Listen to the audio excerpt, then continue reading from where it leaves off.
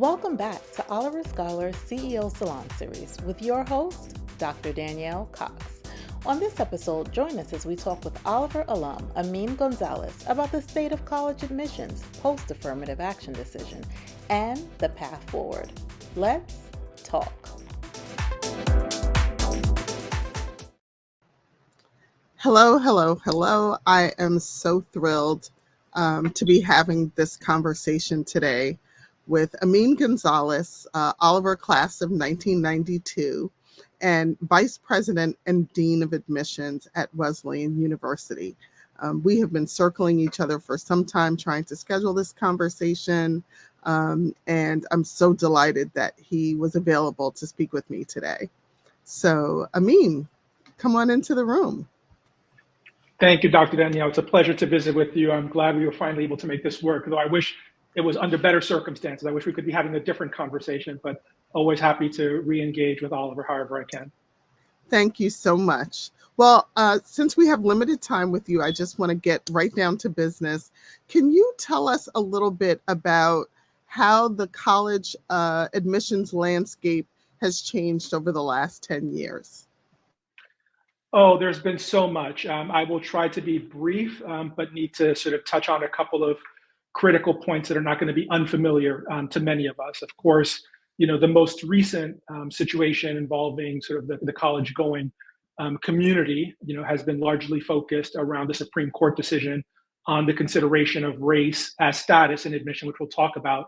But of course, prior to that, campuses were challenged by the racial reckoning, the global pandemic, changes in test policies, many schools moving to test optional, changes in financial models, schools moving away from need blind admission to need aware, everyone preparing for sort of the pending demographic cliff that's not too far off into the future, the political culture, and climate of the country calling into question the value of higher education generally, so the value proposition of higher education.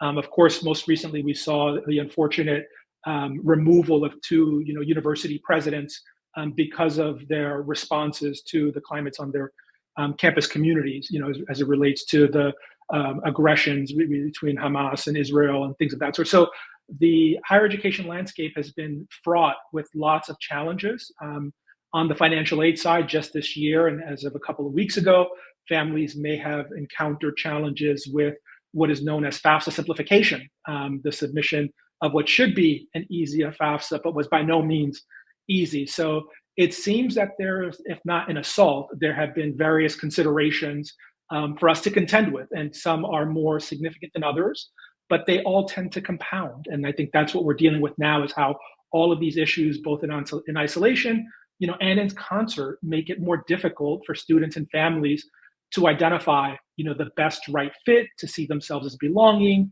to be assured that they're going to get appropriate consideration. So it's really, a challenging time. So, all of the things you talked about have impacted the Oliver Scholars community, as you can imagine.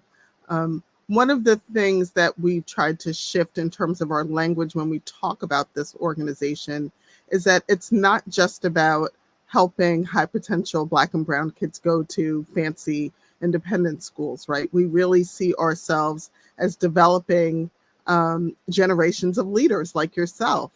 And so one of the conversations happening in the college access space is, are we going to see more broadly the kind of retrenchment in terms of Black and brown presence on campuses like Wesleyan as a result of this decision? I think people are looking at what happened in California, what happened in Michigan. Is there a fail-safe to make sure that we continue to have access to these institutions?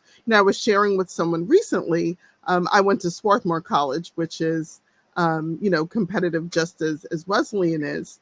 There were only 18 Black students in my class out of 325 admitted students. So we're not talking about, a world takeover in terms of Black and brown admissions at most institutions. So is there conversation or strategies that Wesleyan is thinking about to ensure that diverse students continue to have access to your institution? Yeah, no, it's a great question, and it's not. I won't say it's not an easy one. I think the history of the 9 states that had previously adopted what is considered race neutral, that had abolished essentially affirmative action in consideration of admission. So Washington, Texas, Michigan, California, Florida, and a few others. The evidence from those states and their experience with it was exactly what you described. Is that they did not reach the level of diversity that they had hoped, embracing race neutral strategies largely focused on class.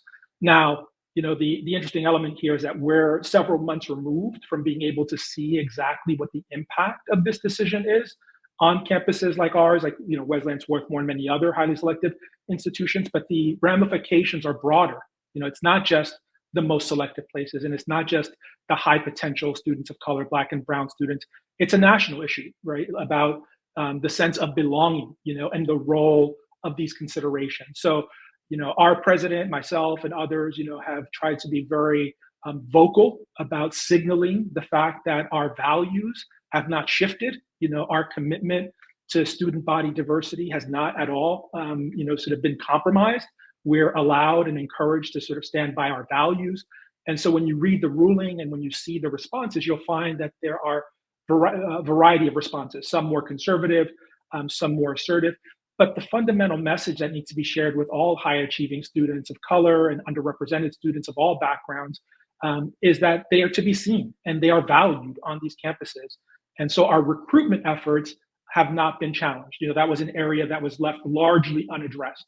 The ruling was pretty specific about selection, and it left some other areas more open for engagement, both in terms of recruitment as well as in yield, in trying to convince those students to say yes. Financially, there's some delicate areas here, so I'm not going to be prescriptive about what schools should do. But what we have done is to, cast a very wide net and to continue to focus on access and affordability and messages of belonging and the encouragement of all students to bring their full authentic selves into the application process.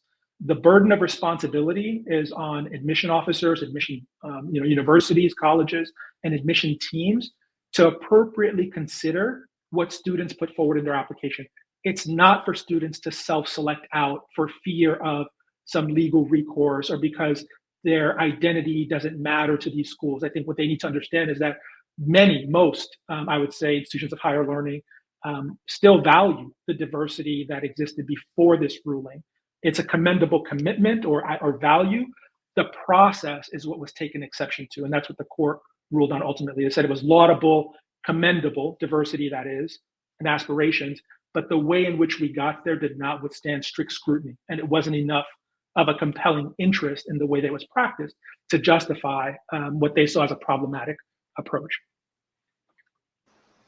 So as you can imagine, Oliver high school seniors who are taking in bits and pieces of all of this legislation and their families have had a lot of anxiety around the college admissions process. Almost feeling like just when we were kind of starting to get back to normal following a global pandemic, now there are seemingly additional roadblocks. What would you say to the Black and Latinx families and young people who are applying to college this year? Yeah, I mean, I would echo what I said a moment ago, and it felt like a particular kick in the gut, in part because the ruling came out on June 29th, when most schools were already out of session. Private and public schools were done. So students who were paying attention, and there were a number of students who weren't fully aware of the legislation, nor should they have been necessarily. But there wasn't the opportunity to have these conversations with school counselors, with teachers, with college access programs necessarily to really understand and unpack what this meant. But I would simplify it. I would come back to what I said a moment ago, and that is that it is your responsibility to bring your full self into the application process. And whatever the ruling, and I'll read here from the actual ruling itself, because I think it's important to understand the words of the opinion that shaped this discussion. So I'll read from Justice Roberts' opinion.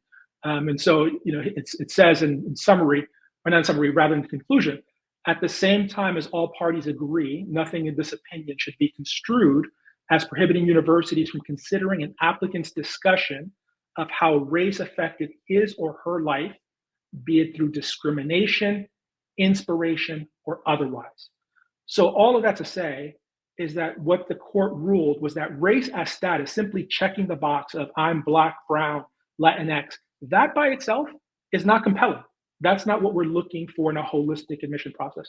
What we are looking for and what is permissible is for students to tell us about themselves, and not only how they may have overcome adversity, which is very deficit based in a large way of the way this discussion around diversity is framed, but it's more asset based to what you said earlier, is that Oliver cultivates leadership and civic engagement, and these students are well prepared to be ambassadors, not just of their communities in terms of their identities, but their communities, and communities have context, socioeconomic background, religious identity, political, and that way these students can and should be, and again, and I want to clarify here, to the extent that they're comfortable and want to, be cross-culturally competent, and be, if not agents of change, be advocates for their values and experiences.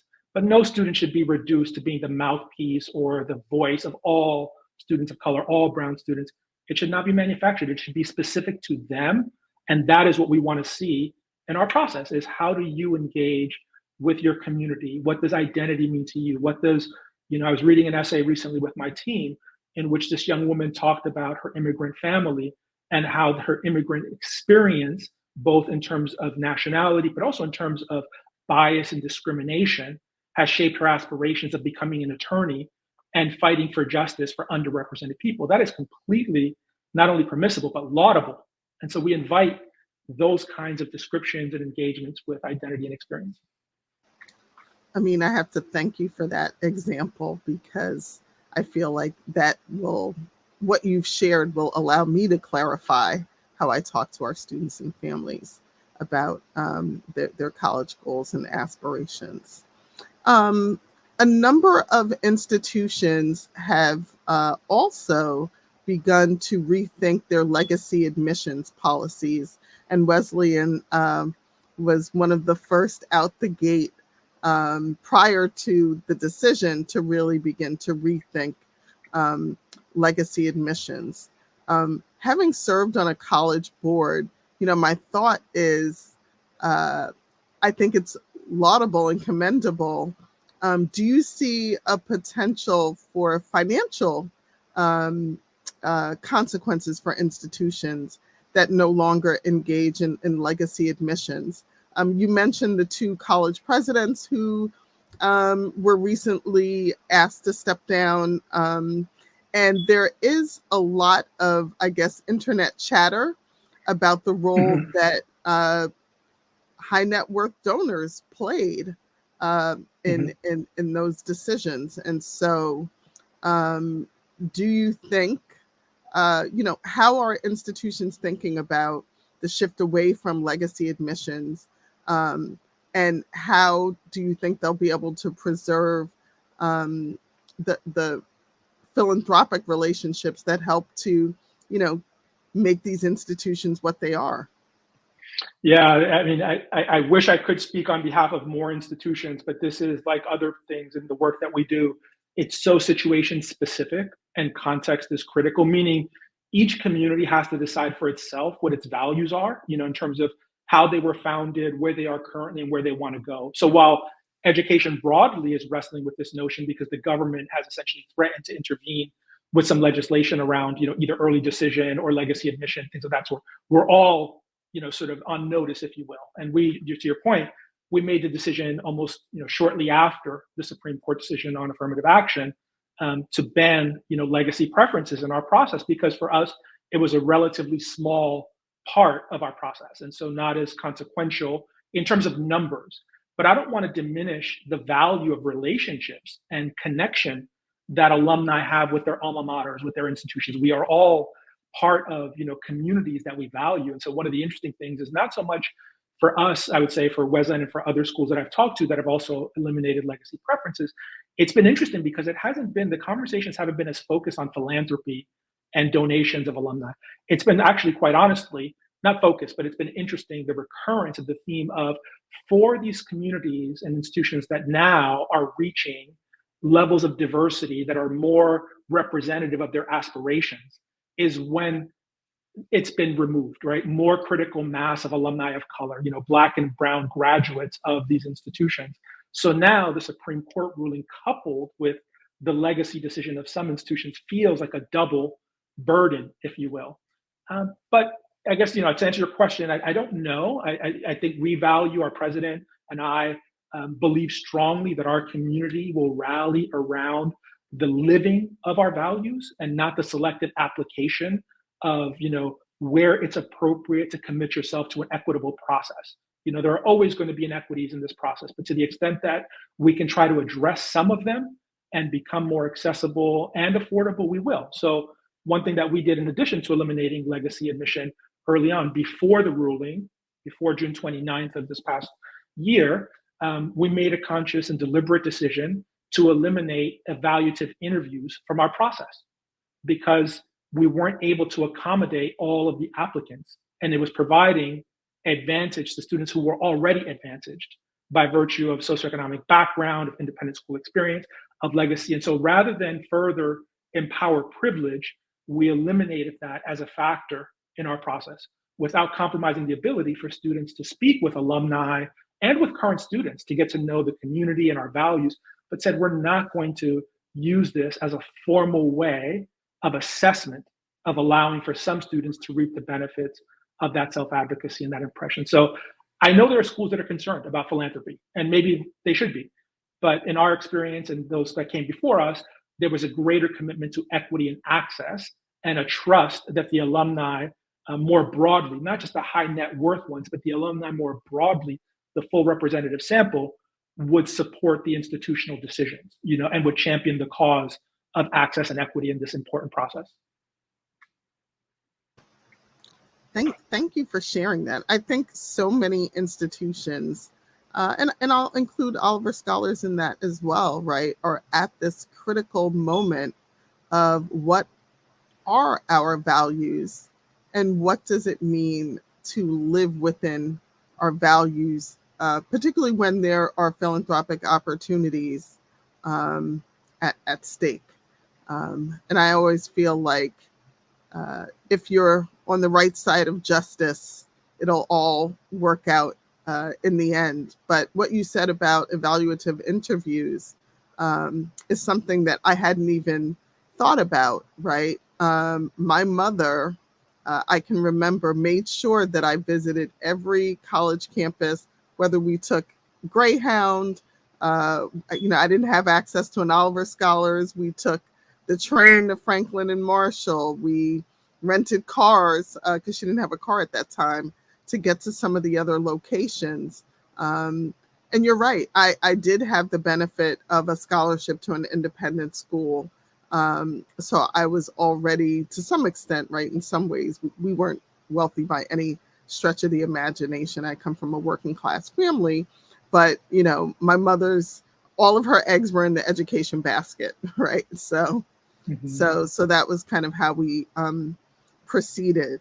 Have you had the first admission cycle without these policies, or are you in the midst of that cycle right now? We're in the midst of it right now. So the legacy announcement was in July. Our interview announcement, which wasn't a broadcast to anyone other than our alumni and our current students, seniors, who were our interviewers largely, but we didn't make a big announcement. Interestingly, the day that I shared the information with our alumni volunteers was the day that Columbia had announced and actually had a press release or had some communication. So coincidentally, it ended up that both of us independently made announcements. So we were thinking along similar lines at that time.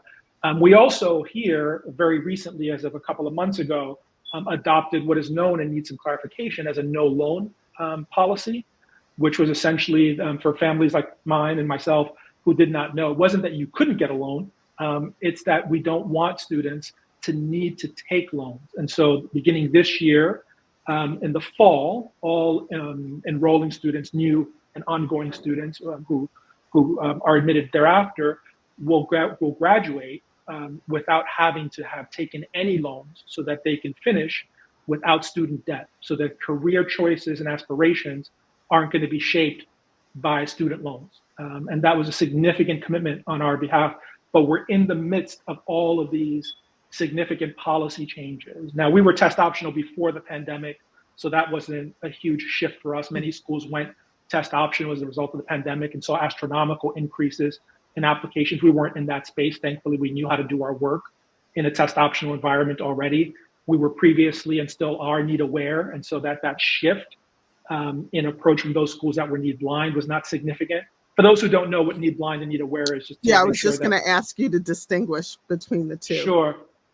So need blind was, and maybe to some degree still remains, a signal of institutions' commitment to sort of economic equity in the process, meaning that students are not going to be privileged or disadvantaged if they apply for financial aid. All students would be read in a need blind fashion, okay, separate and apart from what they can afford. The best students would be admitted, and then whatever need they had would be provided. And that's the need-based portion of financial aid. So those are twin commitments: need blind admission, need-based financial aid.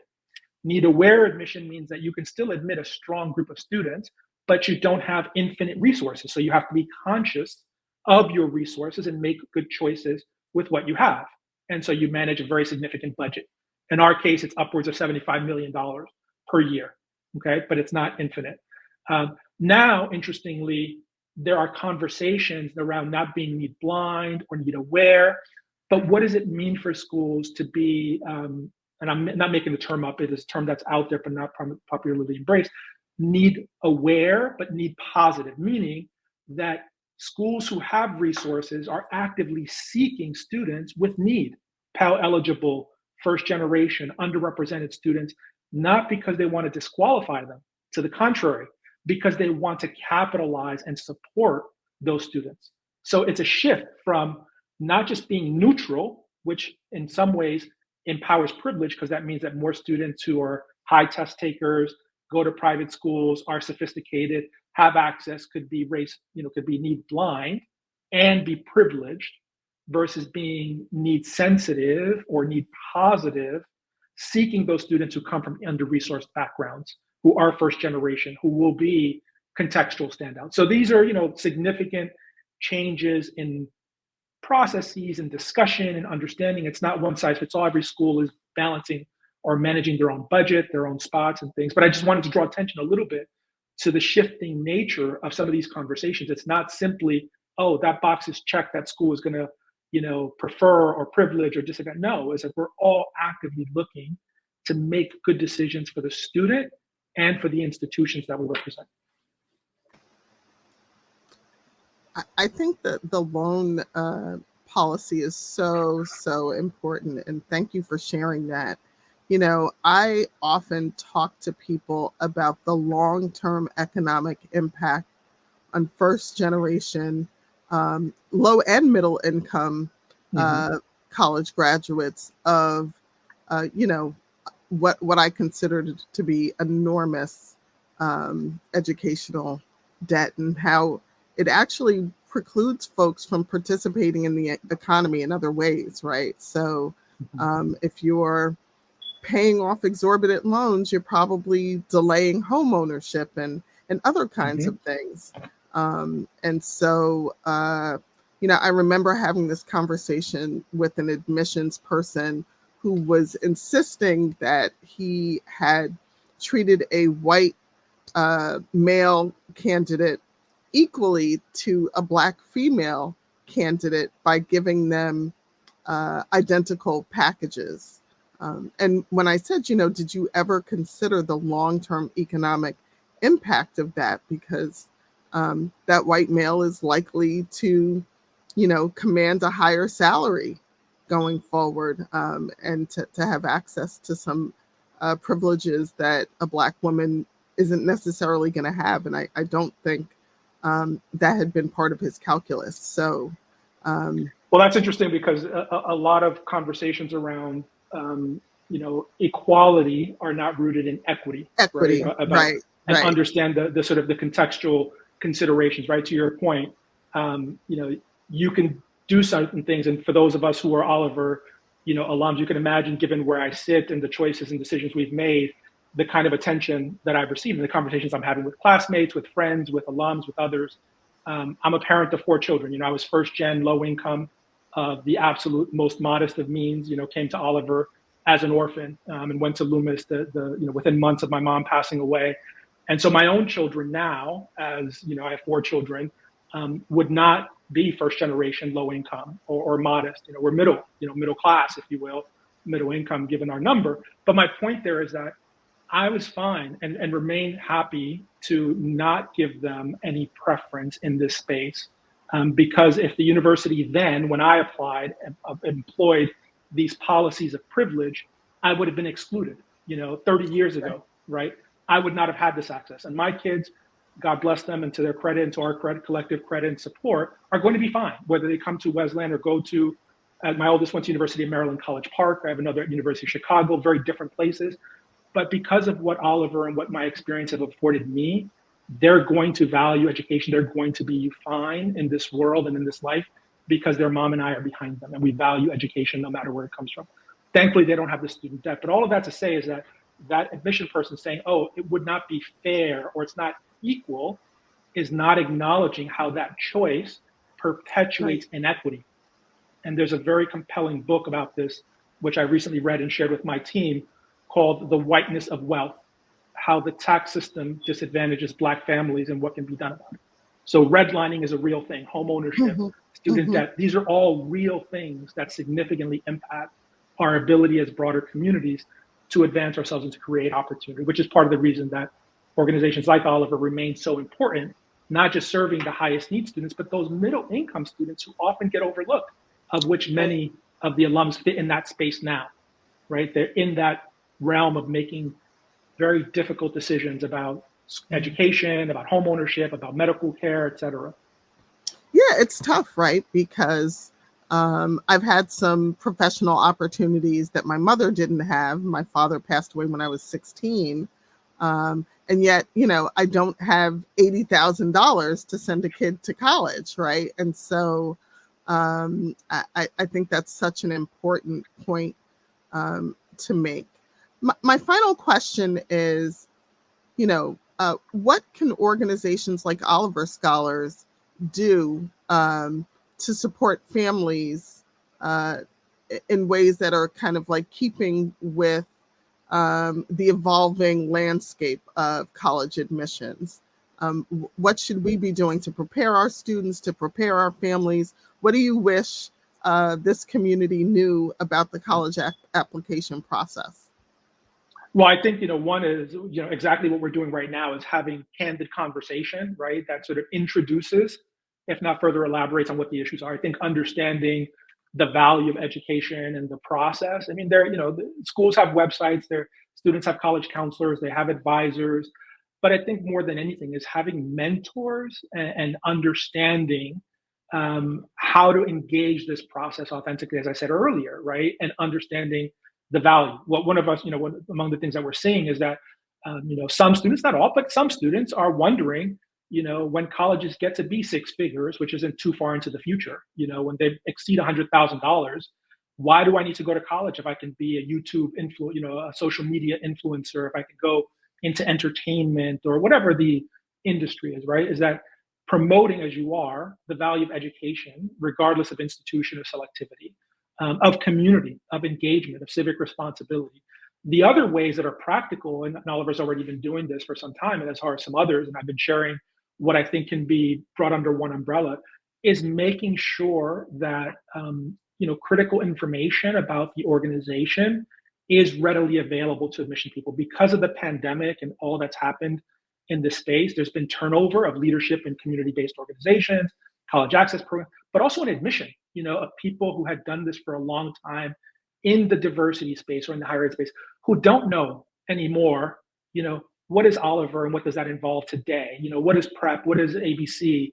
Making sure that profiles are clear about what does it mean to be a part of this organization, to have students and support them as they advocate for themselves with their essays, where appropriate to write letters of recommendation, not exhaustive letters, not 3-page single space, but appropriate support that gives us some context on that individual student, on their community, on their potential, on their experience. And so I think there are different ways to support different students, and it's not going to be one size fits all.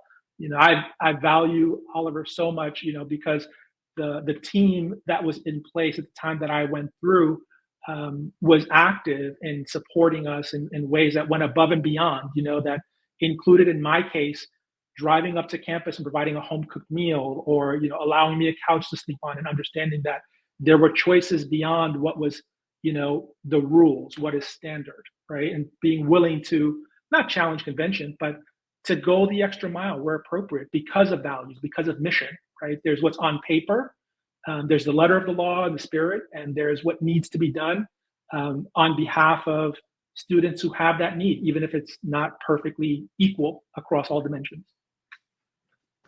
Well, thank you so much for that personal testimonial. One of the obstacles that I face sometimes when I'm trying to garner resources for this organization is, oh, those kids are high potential. They'll be fine. They don't need any additional support.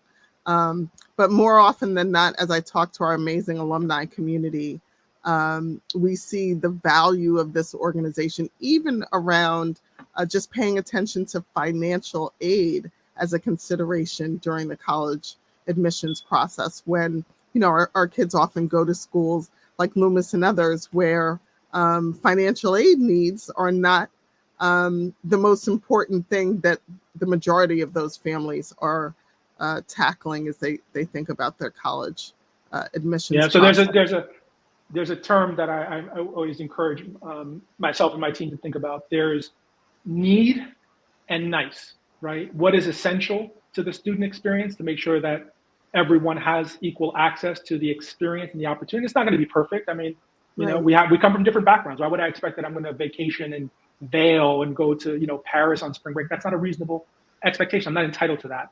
But what I am entitled to, and what we have afforded our students on this campus in my 5 years here, is medical insurance. Those who don't have medical insurance, or on Medicaid or public assistance, that they have health care, that they have a laptop, and the highest need students can study on the Hill along with other peers and not be relegated just to the computer lab, right? Where they can't take their computer to a faculty, office hour, or to the Hill. So distinguishing what is needed to engage fully in the experience from what might be nice, right? And to your point, financial aid it's a way of increasing access, but it doesn't address all of the needs. And so to that end, that's where I think Oliver has been, so helpful and involved and thoughtful. And I bet you anything, I'm sure you hear it now. When I talk to my Oliver classmates and friends, many of us, despite going to the most, prestigious independent day and boarding schools, had college counselors who told us, don't look there, that's beyond your reach. And it was only the folks at Oliver who kept us, eyes on the prize and encouraged our interest and support. And without, the organization, many of us would have undermatched relative to our ability and aspirations. And so I think we need to continue to champion that and to not make assumptions. Oh, they're in the program, they don't have need in the same way. You don't know that, like financially or otherwise. And if it's worth repeating, or if it's a value, it's worth repeating. You can never have too many resources at your disposal when you're overcoming the kind of challenges and adversities that many of us are, whether they're financial, emotional, social, intellectual, whatever, right? Make the best use of the resources we have. So happy to try to continue to encourage that among my peers and friends, and dispel the misperceptions that we don't have needs. Sometimes it's an ear, sometimes it's a few dollars for a book or for an experience or an opportunity, and we do what we can with what we have. Well, thank you so much for giving so generously of your time and expertise. I'd like to ask you in advance if we can revisit this conversation a year from now after this admission cycle to see if there are any additional insights. Maybe we'll even get you to New York in person. But, my staff and I are working hard to continue that legacy of engagement and connection that you've reflected on so fondly. And so we're just delighted to have you as part of the Oliver Scholars community. And thank you again.